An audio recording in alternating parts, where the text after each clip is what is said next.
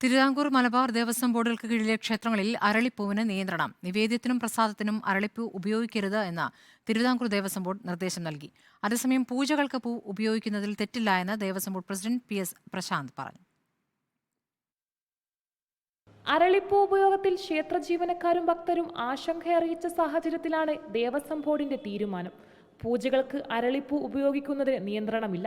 എന്നാൽ ഭക്തർക്ക് നൽകുന്ന അർച്ചന സമർപ്പണത്തിൽ അരളിപ്പൂ പാടില്ലെന്നാണ് ബോർഡിന്റെ നിർദ്ദേശം. തിരുവിതാംകൂർ ദേവസ്വം ബോർഡിന്റെ കീഴിലുള്ള എല്ലാ ക്ഷേത്രങ്ങളിലും നിവേദ്യ സമർപ്പണത്തിലും ഭക്തർക്ക് നൽകുന്ന അർച്ചന പ്രസാദത്തിലും അരളിപ്പൂ ഉപയോഗിക്കുന്നത് പൂർണ്ണമായും ഒഴിവാക്കുന്നതിന് തീരുമാനിച്ചു. പൂജയ്ക്ക് ഉപയോഗിക്കേണ്ടെന്ന് പറയുന്നില്ല.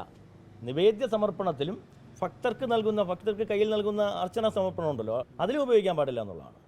ഹരിപ്പാട് സ്വദേശിനി സൂര്യ സുരേന്ദ്രന്റെ മരണത്തെ തുടർന്നാണ് അരളിപ്പൂ വില്ലനായി മാറിയത്. പത്തനംതിട്ടയിൽ വെട്ടിക്കളഞ്ഞ അരളിച്ചെടിയുടെ ഇല തിന്ന് പശുവും കിടാവും ചത്ത സംഭവം കൂടിയായതോടെ അരളിപ്പൂ വലിയ ആശങ്കയായി മാറുകയായിരുന്നു. റിപ്പോർട്ടർ, തിരുവനന്തപുരം.